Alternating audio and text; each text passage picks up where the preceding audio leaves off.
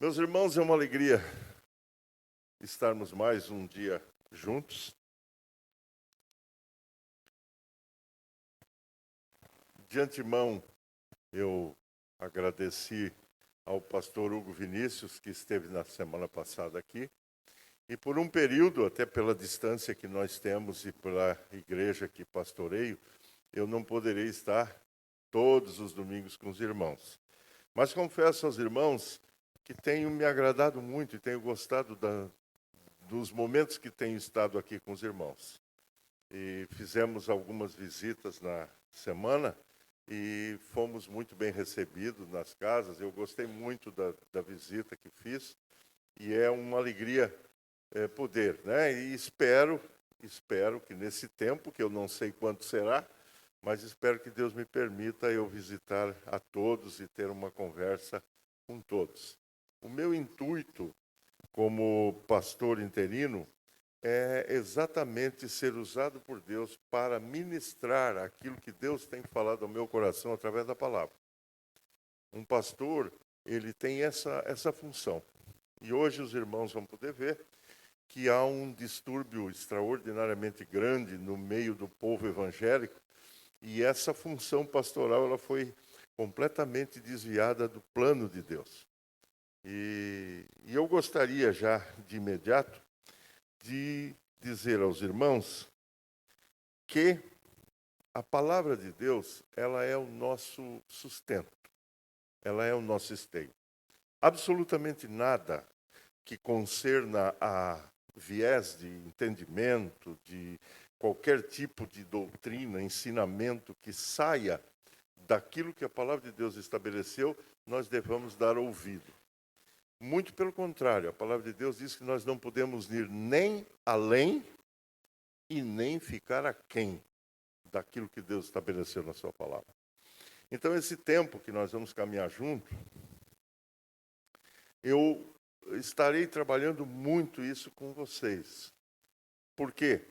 Porque é isso que eu entendo que devo fazer.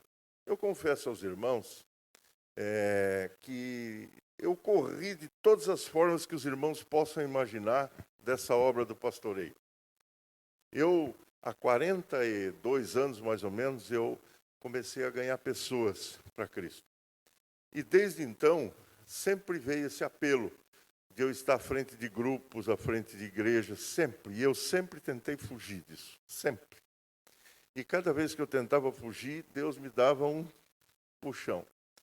E confesso a vocês, é uma missão muito interessante, extraordinária, porém há muitos conflitos de grande monta. O pastor é alguém que ele ora para que o namoro funcione, para que o casamento seja feito, e às vezes até casa. O pastor é aquele que apresenta o filho, é aquele que acompanha, muito benquisto em toda a sua função, até que ele precisa exortar ou dizer um não. E aí, às vezes, acontece daquela pessoa que o pastor orou, apresentou, casou, né? Essa pessoa chega e diga assim, às vezes nem dá tchau para o pastor e sai da igreja, né? Então, é uma missão árdua. Porém, quando Paulo escreve a Timóteo, ele diz, aquele que almeja, o episcopado, grande obra almeja. Então, eu confesso a vocês que, por outro lado, tem toda essa conotação. Mas quando nós entendemos o plano de Deus para o pastoreio, aí nós começamos a mudar o nosso pensamento. E nós vamos realmente entender que maravilha, que obra extraordinária, que Deus amou a igreja de tal ponto que colocou pastores na igreja. E o pastor na igreja, ele, embora seja uma pessoa comum, ele não tem uma função comum. A função do pastor é diferente. E eu, antes de abrir o texto e convidar os irmãos a nós refletirmos, eu preciso dizer para vocês uma questão pessoal e de entendimento próprio. Ao tempo que tenho vivido na igreja e dirigindo a igreja, eu percebi que um dos maiores entraves e problema no crescimento espiritual da igreja não é nem o acesso ao conhecimento e ao entendimento da palavra. Às vezes a igreja lê a palavra, às vezes a igreja tem bastante irmãos com discernimento para dar um estudo da palavra, mas o maior problema é desconstruir aquela ideia errada sobre o texto, ou sobre o entendimento, ou sobre a conduta da igreja. Porque se nós formos à luz da palavra, o odre novo ele precisa ter, senão a água não vai fazer o vinho novo. Se nós formos olhar os ensinamentos de Cristo, o remendo novo ele não pode ser colocado numa calça velha. E isso todos nós sabemos. Mas quando às vezes nós passamos para ter discernimento das coisas de Deus, parece que aquilo que nós aprendemos, aquilo que nós achamos que é certo, ele está tão firme dentro de nós, que quando vem um discernimento ou um entendimento à luz da palavra, nós temos uma dificuldade. E muitas vezes, irmãos, nós até concordamos, até no culto nós entendemos, mas quando nós saímos um pouco tempo depois, nós voltamos a usar a mesma régua de medição que nós tínhamos dentro daquilo que nós entendíamos antes. É comum. Eu achei lindo demais esse jovenzinho que abriu no texto predileto do amor. 1 Coríntios capítulo 13. Mas parece que nós, embora vejamos e ouçamos a palavra de Deus e diz que o amor tudo sofre, tudo crê, tudo suporta, mas parece que a aplicação desse texto na vida ele é meio conturbado. Parece que quando nós entendemos que aquele que ama não suspeita mal, então parece que nós começamos a desconfiar de tudo e de todos, e nós não percebemos, pela simples maneira de pensamento, nós às vezes não entendemos que quando eu estou desconfiando, eu já estou errando. Porque quem ama, não suspeita mal. Muitas vezes nós queremos usar o nosso discernimento cristão e não entendemos o que Romanos 16, 19 diz, né? A vossa obediência é conhecida por todos, por isso me alegro a vosso respeito. E depois ele diz claramente, eu quero que seja simples para o mal. Para o mal nós temos que ser simples. Para o mal nós não temos que ter discernimento, entendimento. Eu não vejo mal em nada. Eu não vejo mal em ninguém. Eu não desconfio de ninguém. Mas porque é bom, isso eu me apego. Eu não posso ver uma palavra, um sentimento, um abraço. Aquilo me comove, aquilo me demove da minha incredulidade, da minha situação. Então parece, irmãos, que essa questão de desconstruir aquilo que nós entendemos e pensamos, ela precisa ser mais reflexiva e muito mais intensa na nossa reflexão diária diante de Deus. Porque senão, irmãos, muitas vezes nós estamos conduzindo a nossa vida espiritual com um sentimento ou um pensamento que alguém nos passou e nós passamos a ter aquilo por correto e muitas vezes nós não temos na palavra de Deus essa conduta. E nós precisamos meditar de dia e de noite, que aliás é a bem-aventurança do Salmo número 1. Se nós não tivermos esse discernimento e tudo, e aí entra a função pastoral. Quando a carta aos Hebreus fala claramente sobre obedecer a vossos guias, muitas pessoas gostaram desse texto. Muitos pastores gostaram e querem que a igreja sempre os obedeça. E isso não está errado.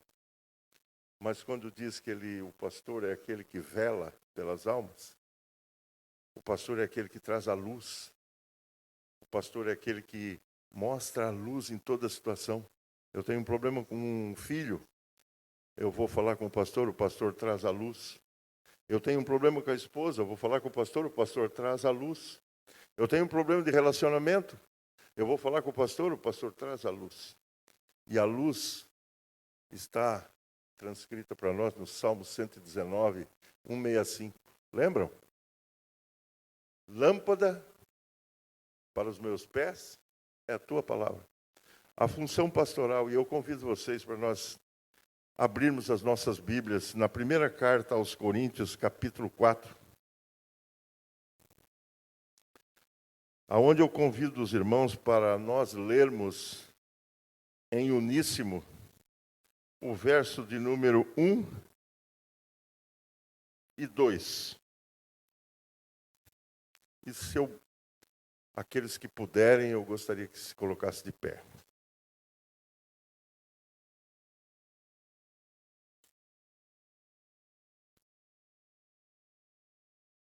E nos diz assim a palavra: assim, pois, importa que os homens nos considerem como ministros de Cristo e despenseiros dos mistérios de Deus. Ora, além disso, o que se requer do dispenseiro é que cada um deles seja encontrado fiel. Deus e Pai, pedimos que o Teu Espírito nos conduza ao entendimento da Tua palavra e da Tua vontade. É o que eu te peço e agradeço em nome de Cristo. Amém. Podeis assentar? Meus irmãos, esse texto, ele é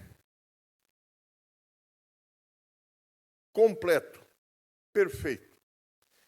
Mas é importante dizer aos irmãos que ao longo da história, esse texto foi completamente deturpado. E nós, hoje, gostaríamos de refletir com os irmãos, nesse dia que eu nem imaginei que daria tão certo, o chamado Dia do Pastor.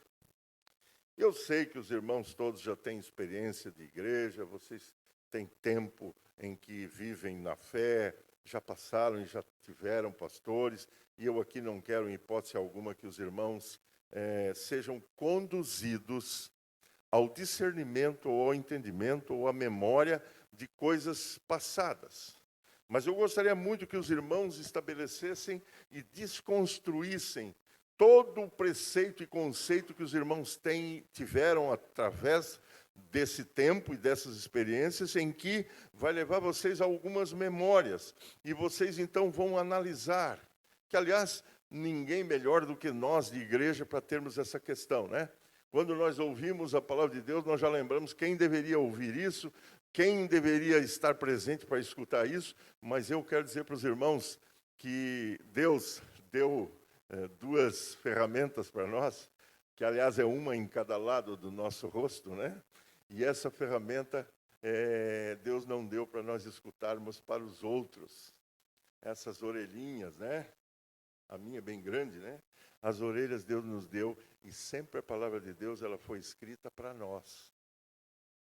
Deus, eu quando dou estudo bíblico, eu sempre pergunto para pais, né? Quanto tempo tu gostaria, se pudesse pegar papel e caneta e escrever um manual para que teu filho não venha a cair em um erro, para que a tua menina ao crescer não namore errado, ou não entre num relacionamento complicado?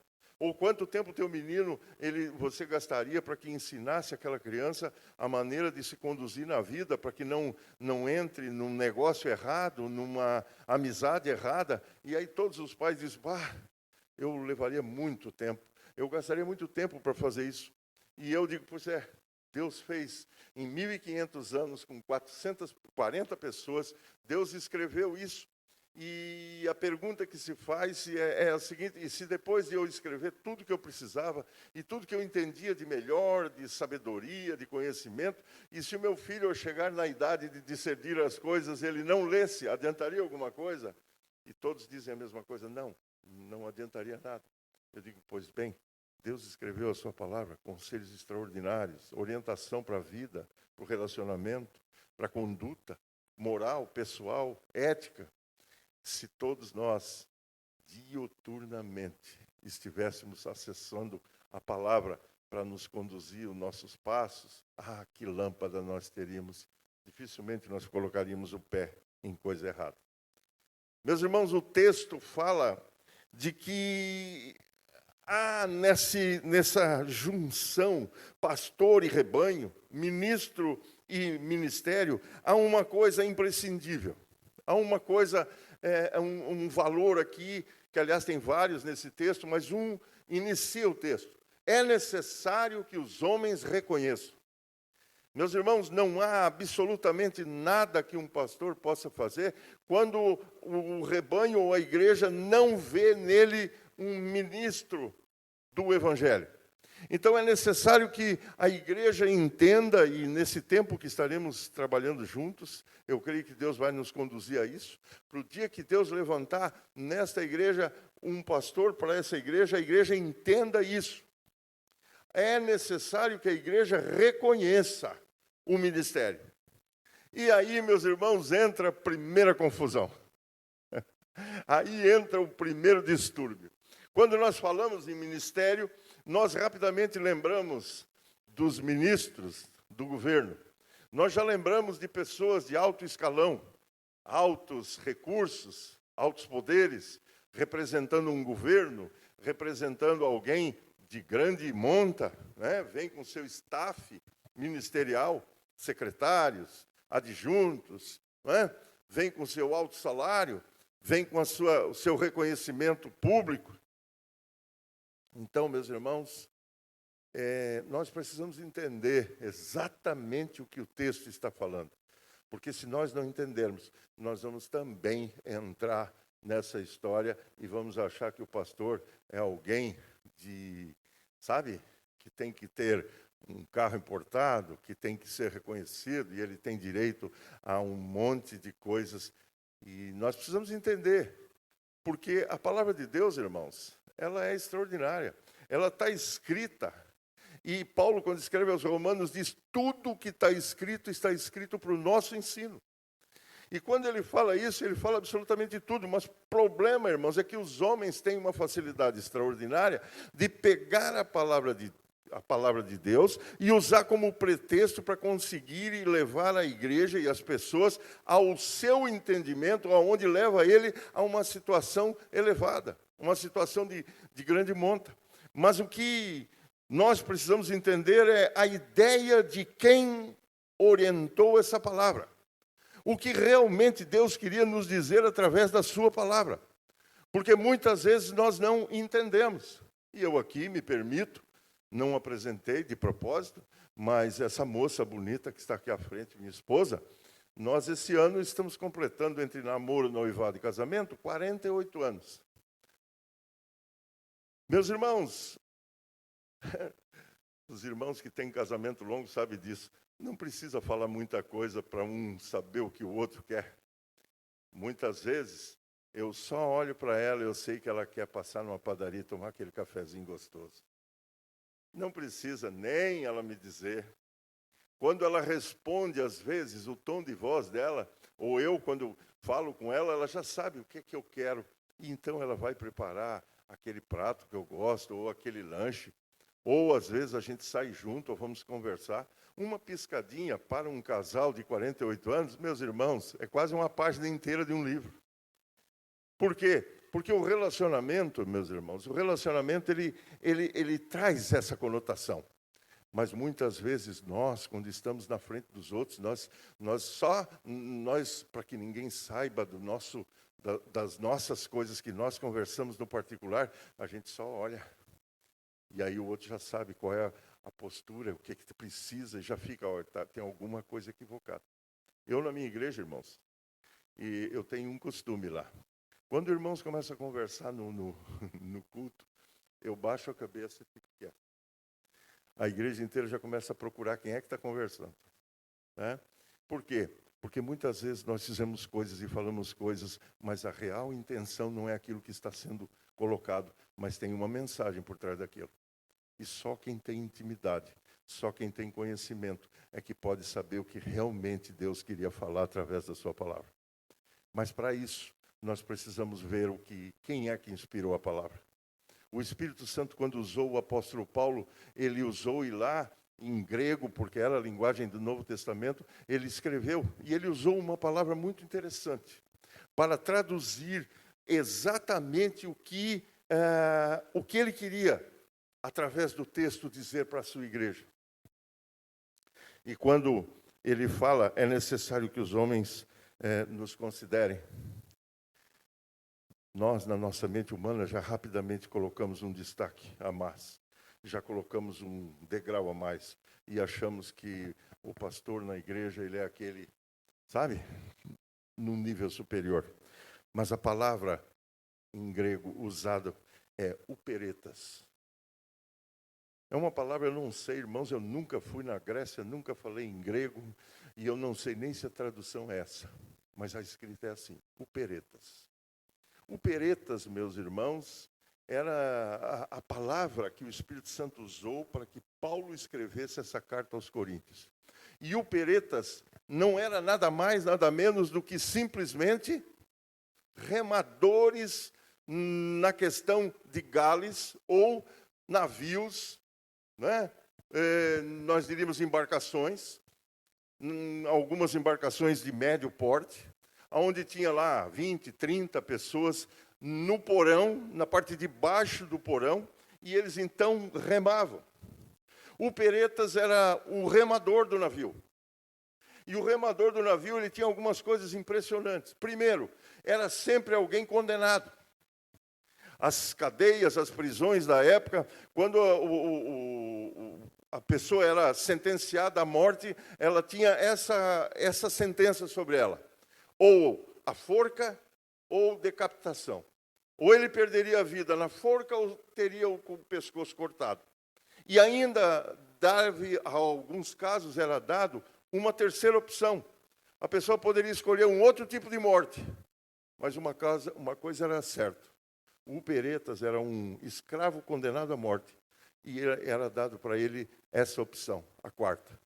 Se você não quer ser decapitado, se você não quer ser enforcado, ou morrer à espada, ou qualquer outra coisa, tu pode trabalhar no navio, remando. Mas o operetas, meus irmãos, ele não tinha jamais a ideia de aparecer. Ele não podia aparecer, ele era um condenado. Então ele não podia ficar no convés. Ele não ficava com o leme na mão, nem com o timão, ele não tinha esse acesso. Outra coisa, não era dado a ele de ser reconhecido, elogiado. Por quê? Porque ele era um escravo sentenciado. O papel e a única função de um operetas era remar o barco, para que o barco andasse. Então, se o operetas fosse realmente alguém usado com a sua capacidade, o barco navegava tranquilo. Então, meus irmãos, os irmãos observem bem que se nós formos analisar as simples coisas, hoje no meio do povo que se chama povo de Deus, mundo afora, nós vamos ver que o texto em que Paulo escreve às igrejas, ele é completamente diferente do que nós vimos hoje no meio do povo que se chama povo de Deus. Onde os líderes buscam destaque, buscam fama, reconhecimento, buscam uma condição social, uma condição econômica, e eles então buscam para si o reconhecimento. Mas, repito, quando o Espírito Santo usa Paulo para escrever esse texto, a ideia do Espírito era completamente diferente. Ele queria que o pastor fosse alguém desapegado a qualquer outro tipo de propósito, a qualquer outro tipo de sentimento. Ele não tinha que se preocupar com vaidades, com carreiras, com reconhecimento. Por quê? Porque a vida dele, ele tinha o reconhecimento claro que ele é um condenado e ele tem uma missão dada pelo Senhor do barco de remar. Então, meus irmãos, é muito importante nós entendermos isso. É necessário que os homens reconheçam que somos remadores. É necessário que a igreja reconheça que há na função pastoral a capacidade de remar e fazer com que o barco chamado igreja caminhe. E esse barco, ele precisa andar. E o barco andando, por mais que eu entenda ou não, goste ou não, o barco andando mostra que o meu trabalho, e aqui, repito, não estamos falando do passado, estamos falando de agora para frente, a função pastoral é fazer com que o barco ande, é remar o barco. Mas também o texto, ele não para só nisso. Ele diz: ministros de Cristo e despenseiros dos mistérios de Deus. Por isso o pastor, ele é alguém que tem que estar atrelado, ele é o que cuida da despensa. Eu não sei quantos aqui têm conhecimento de, né, os que tiveram uma infância mais no interior, sabem o que é uma despensa, né? Toda casa de interior tinha lá o quartinho, sempre do lado da cozinha, onde ficava a despensa. O que é que tinha na despensa? Só coisinha boa. Aquele queijinho, né? Aquela broinha, aquela bolachinha, o leite, as coisas boas, aquelas coisas gostosas, ficava na despensa. Então, o pastor, além de remar o barco, ele tem que ser o dispenseiro da casa de Deus. Por quê? Porque todas as bênçãos espirituais que Deus já nos deu, a maior incumbência de um pastor é que ele seja aquele encarregado por Deus para trazer à igreja. E aqui não está falando de bênção material, de oração da vitória, não está falando aqui de culto do êxito, nem do culto dos empresários, mas está falando de ricas bênçãos espirituais, que Deus, através da sua palavra, traz para a igreja. Mas é interessante, irmãos, que um rupereta, ele tinha algumas coisas muito peculiares. Primeiro, não aparecia. Segundo, se ele não remasse, a embarcação não andaria. Terceiro, ele não tinha contato com as pessoas.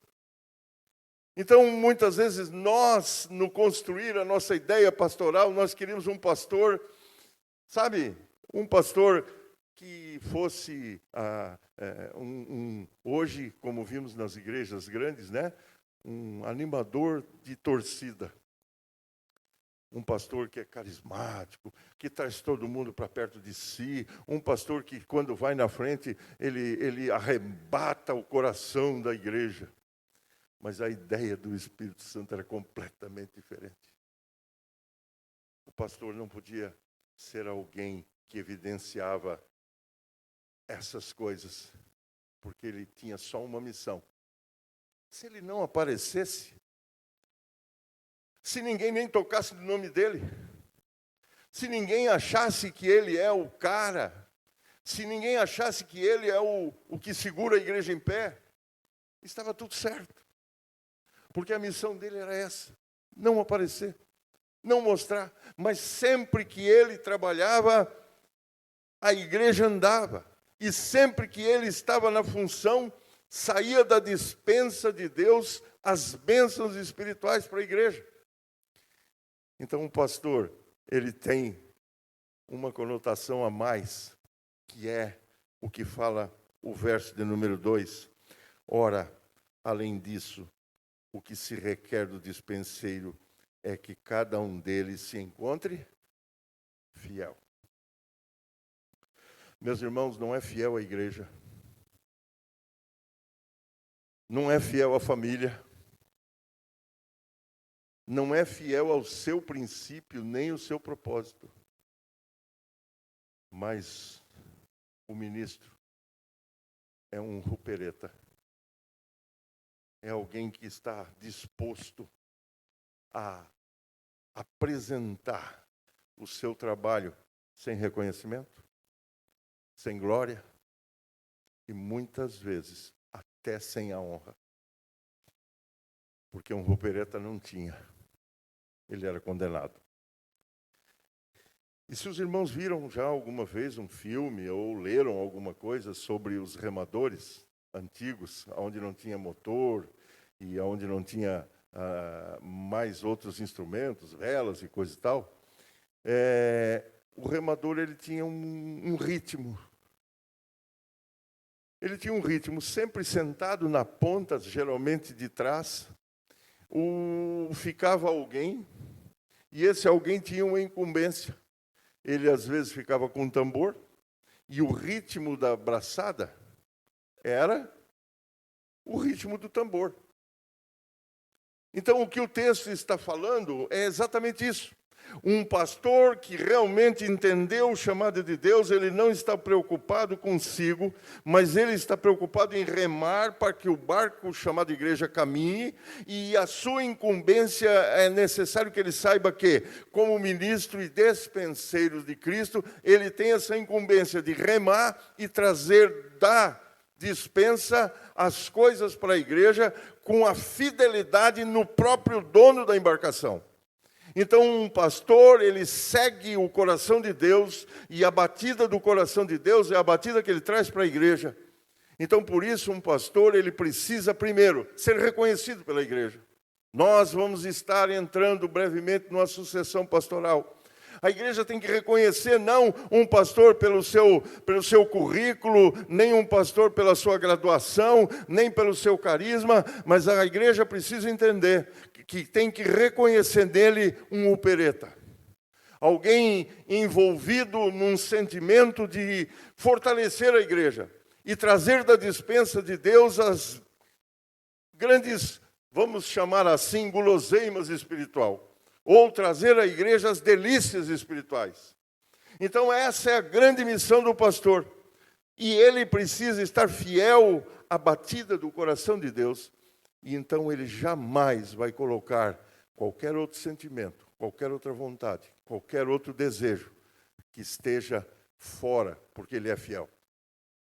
Então nós precisamos muito entender que o ofício de um pastor, muitas vezes eu fiz uma ideia diferente. Eu posso dizer para vocês, eu me criei na igreja. Eu vi muitas vezes pastor amar primeiro lugar. Eu vi muitas vezes pastor amar ser homenageado, honrado. Eu vi muitas vezes pastor gostar de ser o primeiro da fila. Eu vi muitas vezes pastor gostar de ser respeitado. E nada disso é errado. Por quê? Porque se nós formos olhar, e o texto, eu não vou lê-lo todo, porque hoje é dia de ceia, mas eu vou dizer para vocês, se nós formos olhar Ezequiel 34, meus irmãos, traz uma exortação extraordinária a pastores.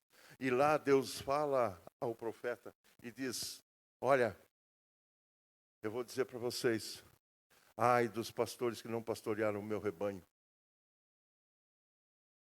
Eles fizeram e pastorearam-se a si mesmos. Hoje, meus irmãos, mundo afora, no povo que se chama povo de Deus, isso está extraordinariamente intenso. Parece que tem igrejas que são pequenas igrejas, grande negócio. Parece que tem igrejas que estão trabalhando no social. Parece que tem igrejas que estão fazendo com que a igreja passe a ser um clube. Então, a igreja tem tudo. A igreja tem tênis, a igreja tem futebol, a igreja tem sauna, a igreja tem piscina, a igreja tem tudo. A única coisa que não se percebe na igreja é que a igreja recebe as ricas bênçãos espirituais. Então, são igrejas que se ressaltam as questões humanas, sentimentos, mágoas, traições, ofensas.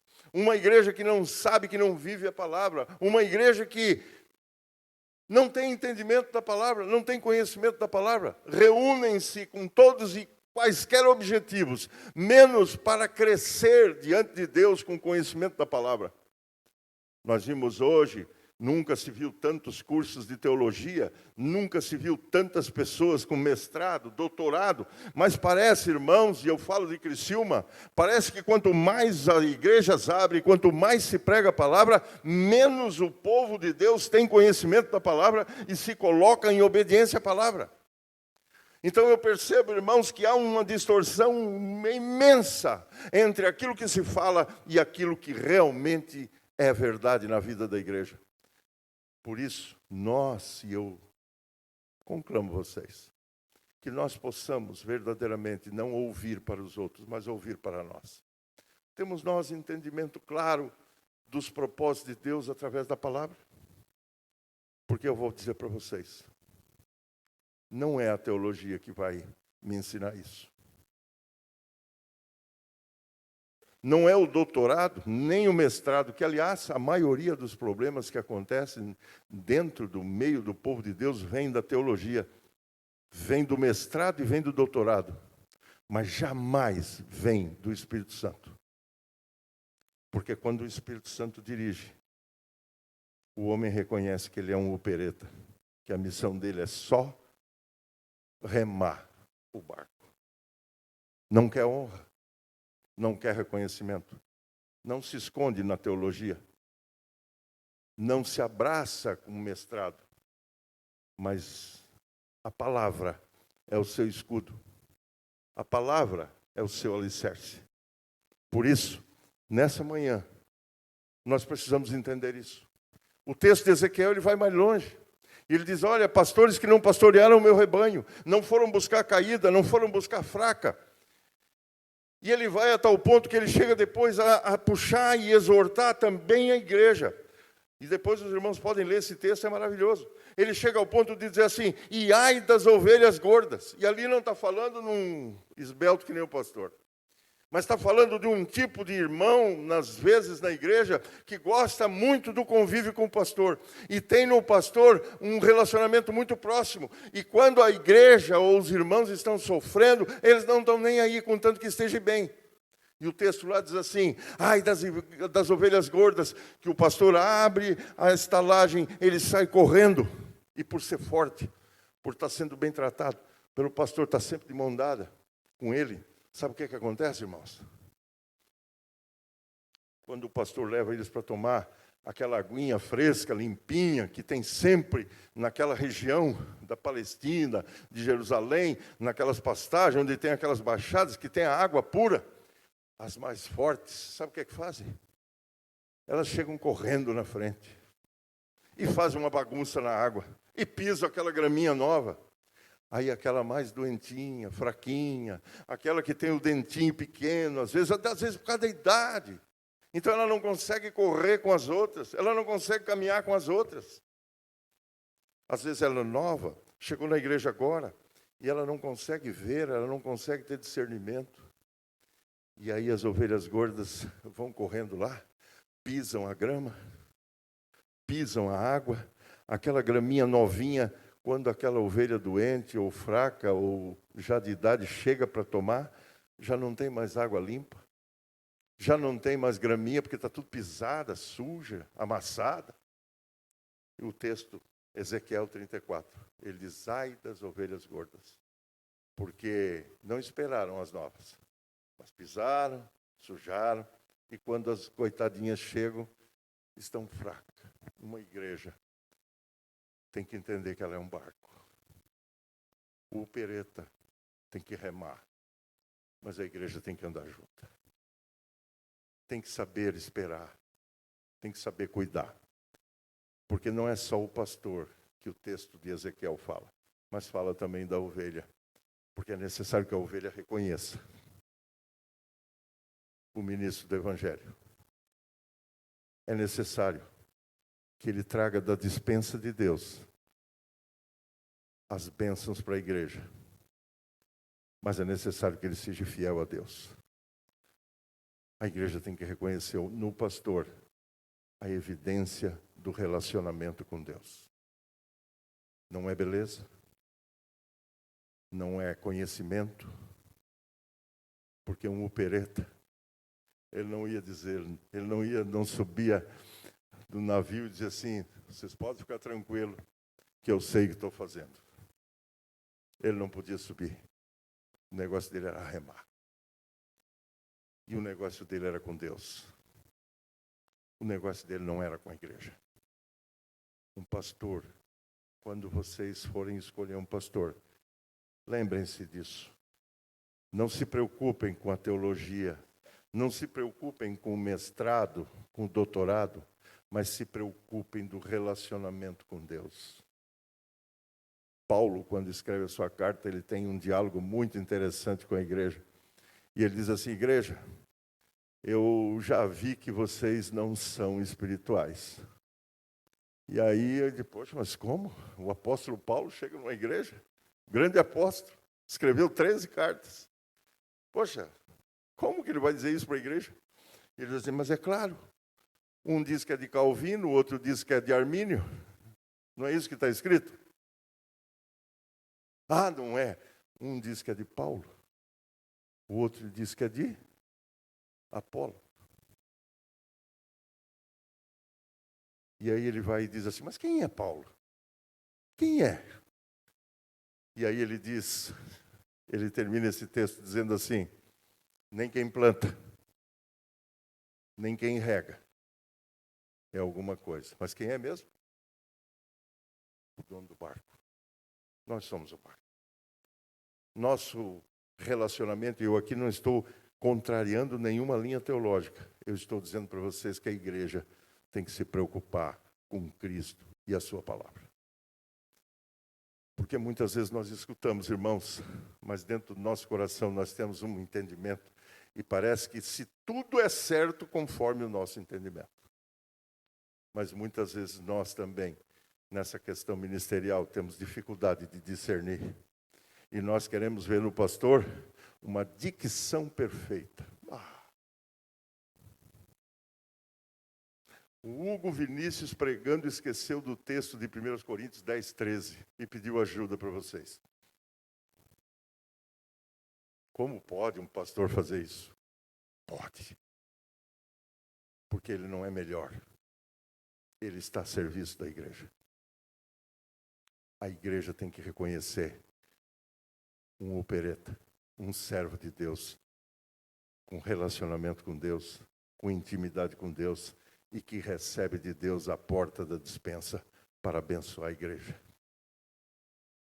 E quando os operetas não fazem, Ezequiel diz, por isso eu levantarei do meio do meu povo pastores que pastoreiem o meu rebanho.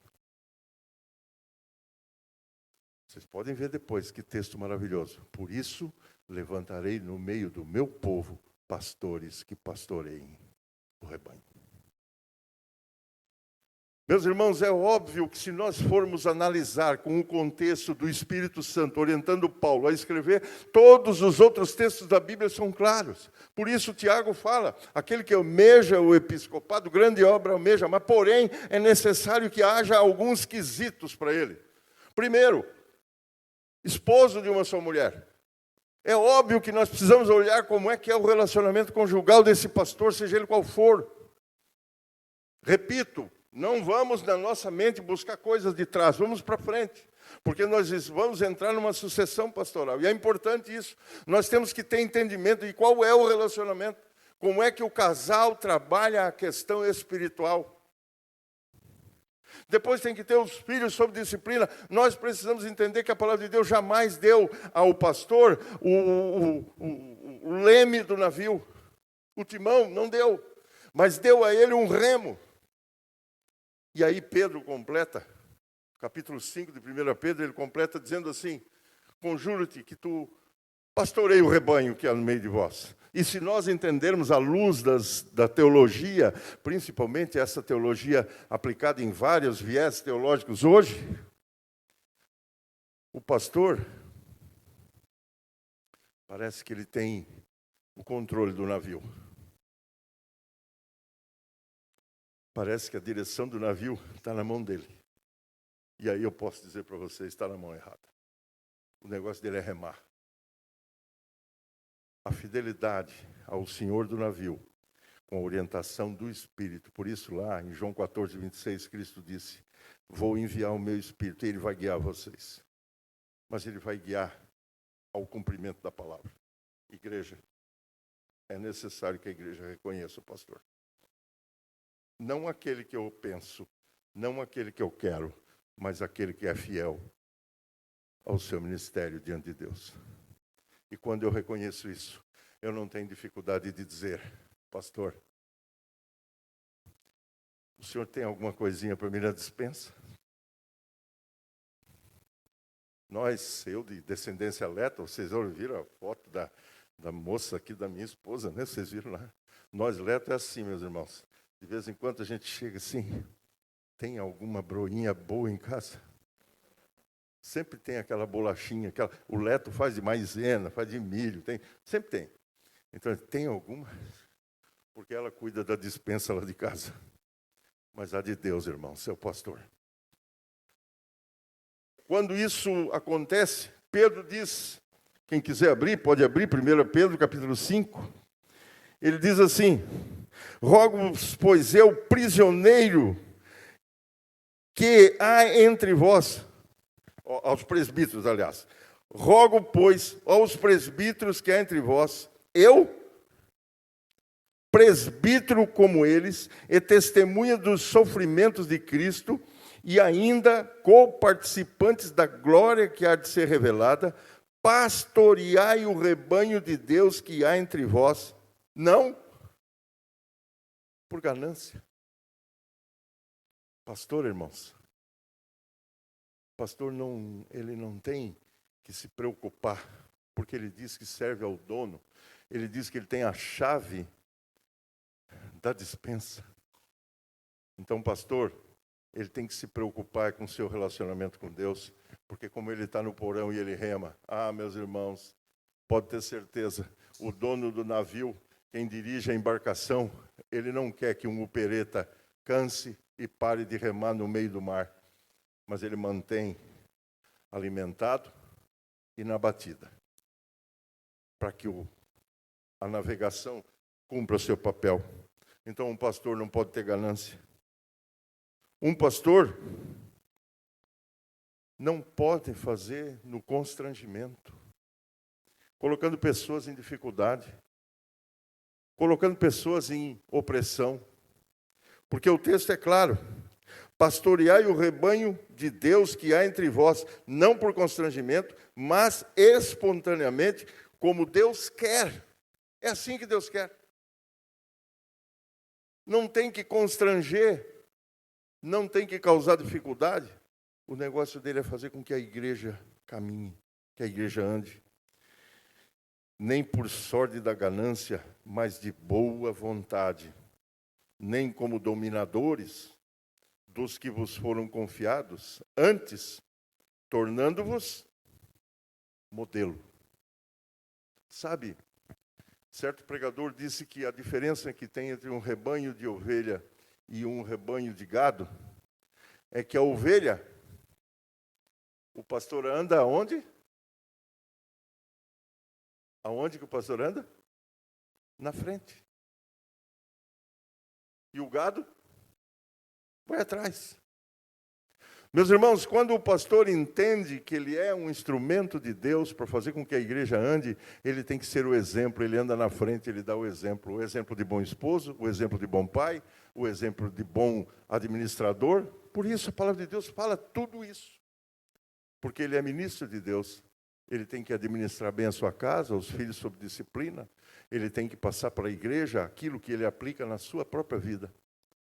E isso, meus irmãos, não tem nada a ver com o sentimento humano. Por isso, nesse texto de Coríntios, Paulo aqui fala, eu não vou me pegar isso, mas Paulo aqui continua, os irmãos em casa, por favor, leiam. Ele vem falando assim, ele não precisa ser julgado por homens, ele não é julgado por homens, ele não está preocupado que a igreja ache ele um grande empresário, um bem-sucedido, como hoje em dia muitos pastores, né, que são extremamente importantes nessa área. Então eles querem dar os coaching, eles querem ensinar como negociar, ensinar como ser empresário, ensinar, sabe, muitas coisas nessa área. O pastor não está preocupado com isso. Que, aliás, ele não tem nem esse sentimento. O negócio dele é a dispensa, e aí é espiritual. Talvez eu precise entender isso, porque amanhã ou depois a igreja vai ter que reconhecer um upereta para que continue essa caminhada diante de Deus com a igreja. Mas é muito importante a igreja entender qual o critério, como ela vai buscar esse upereta. Talvez buscar alguém de renome, alguém que cante bem, alguém que tenha cursos especializados em relacionamento humano, que possa atender na área psicológica, que possa atender na área administrativa ou qualquer outra. Não é assim. Não é esse tipo de reconhecimento que vai produzir na igreja aquilo que Deus tem através da sua dispensa. Por isso, Paulo, se nós olharmos essa régua e essa maneira de analisar do Espírito Santo deu a Paulo, nós vamos ver que muitas vezes nós procuramos, dentro do nosso contexto, pastores de uma maneira equivocada, eu falo por mim. Muitas vezes eu vi isso. Muitas vezes eu pensei, poxa, esse é a pessoa certa. E já passei por algumas desilusões extraordinariamente grandes. Muitas vezes nós vamos conhecer hoje, nos dias de hoje, muitos líderes de igrejas grandes, que se nós formos analisar, eles não querem remar a igreja. Eles não querem ser aquele que produz na igreja e traz as bênçãos, mas eles querem que a igreja os reconheça como ministros. Mas o ministro com staff ministerial humano. Reconhecimento, aplauso, muitas coisas que não é o que Deus quis, através do Espírito Santo, falar sobre essa questão do operetas. O dispenseiro, que na língua grega ele vem como oikonemos.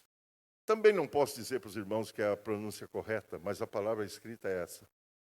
Ele vem trazendo a ideia de que o dispenseiro é o responsável pela dispensa. Talvez eu, na minha mente, ache que o louvor é dispenseiro. Talvez eu ache que o zelador da igreja é o dispenseiro. Talvez eu ache que o irmão que todo mundo gosta e que todo mundo bate nas costas, e aquele irmão que é fundador da igreja, ele é o dispenseiro. A igreja precisa entender que se Deus colocou um opereta e colocou ele como dispenseiro, a igreja precisa reconhecer. E muitas vezes nós, no nosso entendimento e no nosso sentimento, formatamos a igreja perfeita. Formatamos o pastor perfeito. Formatamos aquele pastor que seria o certo para a igreja. Mas eu gostaria nessa manhã de que nós desconstruíssemos isso.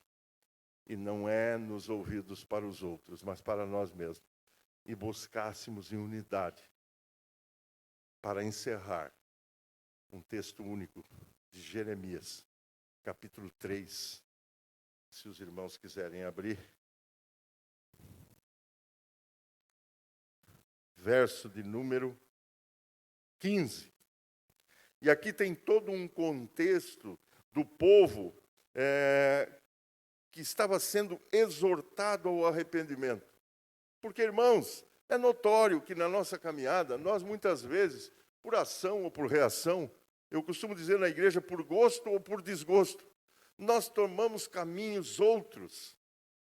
Muitas vezes eu posso ter me ofendido, ou sentido, ou sido magoado por alguma situação, seja ela qual for, e isso produziu no meu coração e na minha mente um caminho diferente. E eu muitas vezes começo daquele dia em diante a desconfiar ou ter consideração por esse tipo ou por aquele tipo. Então é notório que o povo de Deus, desde a saída do Egito, passa por circunstâncias parecidas. Então aqui nesse texto específico, Deus exorta o povo a dizer o seguinte: não é vocês que têm o navio. Não é vocês que vão escolher.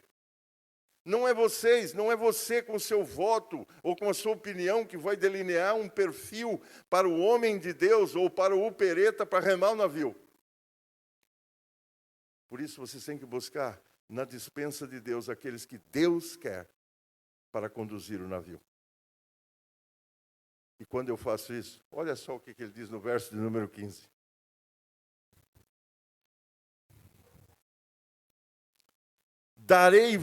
Dar-vos-ei pastores segundo o meu coração, que vos apacentem com conhecimento e com inteligência. Meus irmãos, nós precisamos entender que nós temos que buscar, não dentro daquilo que nós entendemos ou pensamos, mas nós temos que alcançar o propósito de Deus e a intenção de Deus através da sua vontade e da sua palavra para a igreja. Então, quando eu e você, e aqui especificamente a igreja, ou este barco que aqui está, quando o barco ver um opereta, tem que reconhecer ele. E a partir do momento que reconhecer, não é pelo seu trabalho, não é pela sua aparência, não é pelo seu conhecimento, nem pela sua doutrina, mas é reconhecer nele alguém que vem para trazer da despensa de Deus as benéficas para a igreja. E para isso, a palavra de Deus nos apresenta várias considerações. Lembra? Ganância não se vê.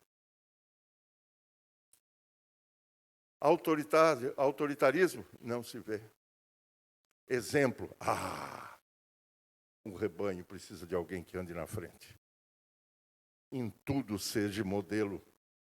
E a igreja então viu, analisou e diz assim: o meu relacionamento lá em casa com a minha esposa, eu preciso levar para que o dispenseiro veja e traga a luz, traga a lâmpada para ver se o meu relacionamento está correto. Eu crio meu filho, minha filha, mas eu preciso ir lá falar com o dispenseiro e perguntar para o dispenseiro. Eu, certo dia, conversando com uma mãe da minha igreja, e a mãe me contando toda preocupada sobre um caso que tinha de uma pessoa conhecida, e ela dizendo que a mãe tinha um filho de 6 anos, se não me engano, e o filho estava com o costume de chegar em casa e trazer as coisas para casa. Criança. Ia brincar num amigo, trazia lá um brinquedo. Na escola, pegava um lápis e trazia para casa.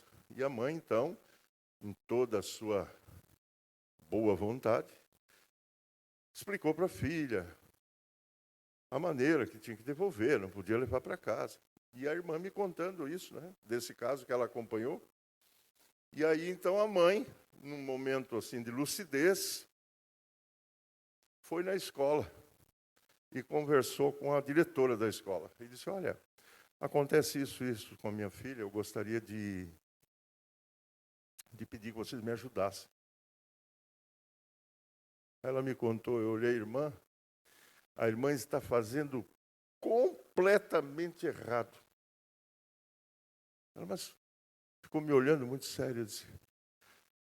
Aí eu mostrei para ela, dentro da palavra de Deus, como ela deveria agir com aquela filha. Porque, irmãos, se a psicologia fosse boa, e eu aqui não sou contra, muito pelo contrário. Tenho amigos psicólogos, valorizo a psicologia, mas vamos cá entre nós, irmãos. Se a psicologia fosse boa, a sociedade estava uma beleza, não era? Se a sociedade fosse orientada por isso e prestasse, estava tudo perfeito. Mas não é assim. Se as igrejas fossem a salvação do mundo, nossas cidades estavam cada dia melhor. Porque tem hoje igreja de tudo quanto é credo. Tem pastores de tudo quanto é jeito. Lá em Criciúma, meus irmãos, nós temos uma igreja lá que arrebanhou, está com 17 mil membros. A igreja, meus irmãos, tem universidade, tem mercado, tem um mercado solidário. Não tem dinheiro? Vai lá e pega o que tu quer. Beleza. Tem quadra de futebol, de tênis, piscina. Tem churrasco para... eles dizem missucho, uma coisa assim, é o dia dos gaúchos. É uma beleza. Então, a igreja está cada vez mais santa, cada vez mais pura. A cidade está cada vez mais limpa, mais íntegra, mais honestidade, menos prostituição, menos roubo. Tem alguma coisa errada? Existe alguma coisa que não está funcionando? Quando Deus colocou pastores, era para que ele trouxesse da despensa de Deus aquilo que Deus queria. Por isso o texto de Jeremias diz: dar-vos-eis pastores que pastoreiam conforme a minha vontade. Quando um pastor vem, ele tem essa missão de orientar, de redarguir. Por isso Paulo fala para Timóteo. Lembra? Timóteo 4? Prega a palavra a tempo, fora de tempo, redarga, repreende, exorta, com toda a longanimidade e ensino, porque vai ter um tempo que muitas igrejas não estarão preocupadas com a sã doutrina, e a preocupação é com o relacionamento, é com, sabe, as questões psicológicas, neurológicas e qualquer que seja, mas uma igreja em Cristo, elas têm que estar fundamentada, alicerçada, embasada na palavra. E quando ela não está na palavra, meus irmãos, ela está à mercê dos lobos devoradores e tudo quanto é coisa que o mundo oferece. E sabe quem é que falhou? Repito, de agora para frente, um pereta, que eu às vezes reconheci, um pereta do meu gosto. Um pereta que me dá, sabe, que me trata do jeito que eu gosto. Um pereta que é uma beleza comigo. E eu não percebo que ele segue a minha vontade. Por isso Paulo escreve esse texto em Timóteo capítulo 4. E o texto diz, vai ter um tempo que não suportarão a sã doutrina, mas cercar-se-ão de, vamos falar, de ruperetas, segundo a sua própria vontade. É assim que eu quero, é assim que eu gosto. Aquele ali não pensa igual a eu, então não serve para a igreja. Aquele lá não é conforme eu acho que deva ser, não serve para a igreja. Mas eu, como igreja, eu tenho que me preocupar. Dar-vos-ei pastores que pastoreiam segundo o meu coração. Eu reconheço Deus através, porque eu reconheço como ministro do Evangelho, dispenseiro da dispensa de Cristo Jesus, o Senhor da igreja. Baixe a sua cabeça.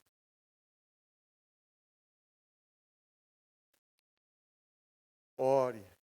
E se de alguma maneira você entendeu, ou pensou, ou analisou, meus irmãos, com carinho eu digo para vocês, com carinho,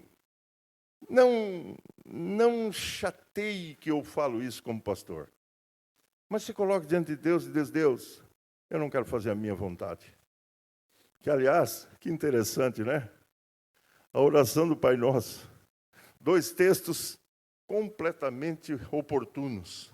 O nosso irmãozinho começou hoje. Pai Nosso, seja feita a tua vontade na vida da igreja. Não tem que ser com a minha régua, não tem que ser do meu jeito, mas eu quero, Senhor, que o Senhor dê um pastor conforme o teu coração para a igreja. E a igreja o reconhece. E a igreja caminha feliz, alegre. O pastor sendo o exemplo e caminhando na frente. Não precisa tocar. Não precisa enxotar. Porque quando tem que enxotar, é porque não é ovelha. Quando tem que sair tocando, não é ovelha. Ovelha, o pastor vai, anda, as ovelhas ouvem a voz dele e o seguem. Hoje eu parabenizo todos aqueles que Deus usa como rupereta, pastores que pastoreiam o rebanho de Deus conforme a vontade dele. E que essa igreja, Deus ama essa igreja mais do que qualquer um na face da terra que houve e que haverá. Não tem ninguém que ama mais essa igreja do que o próprio Senhor da igreja. Então não se preocupem, irmãos. Só orem. Se atentem à palavra. Que vocês, quando Deus levantar um pastor segundo o coração dele, meus irmãos, que maravilha que vai ser. Que bálsamo para a igreja que vai ser. A dispensa vai estar aberta. E se lá na minha casa tem uns biscoitinhos gostosos, a minha esposa, isso é um formigão, irmãos. O guarda-roupa dela tem chocolate, tem um monte de coisa. Vocês já imaginaram na dispensa de Deus? Já imaginaram a doçura que sai da dispensa de Deus? E sabe o que é que, para quem é? É para os irmãos. Por isso, vamos buscar em Deus que Deus a seu tempo dará pastor segundo o coração dele para a igreja. Deus e Pai, louvamos o teu nome por essa manhã, pela tua palavra, e pedimos que o teu Espírito, Pai, coloque no nosso coração e na nossa mente aquilo que o Senhor quer para cada um de nós. E, Pai, eu te peço em nome de Cristo, nós às vezes, Pai, somos duros, Pai. Muitas vezes nós temos dificuldade de tirar o velho e colocar o novo. Por isso, Pai, nós pedimos que na autoridade da tua palavra, nós colocamos, Pai, o nosso discernimento, aquilo que tínhamos como correto, como certo, na tua mão. E se for correto e certo, que o Senhor firme na nossa mente. Mas se não for, Pai, demova do nosso sentimento e do nosso entendimento aquilo que não é segundo a tua vontade. Conforme o salmista que o Hugo pregou na semana passada, Pai, que o Senhor que nos conhece, nos conduza, Pai, a um caminho, aquele que o Senhor tem para nós. Porque como igreja, nós só queremos que o Senhor se agrade de nós. Nós só queremos, ó Pai, experimentar das delícias que o Senhor tem para nós. E por isso, nós queremos que o Senhor estabeleça na nossa mente e no nosso coração, cada dia, a tua vontade. É o que eu peço em favor da igreja, é o que eu peço para todos aqueles que ouvirão a tua palavra, que nós possamos, ó Pai, convergir para o teu Espírito, e que do teu Espírito tenhamos o discernimento, o entendimento e a direção. É o que eu peço e é o que eu agradeço, em nome de Cristo. Amém.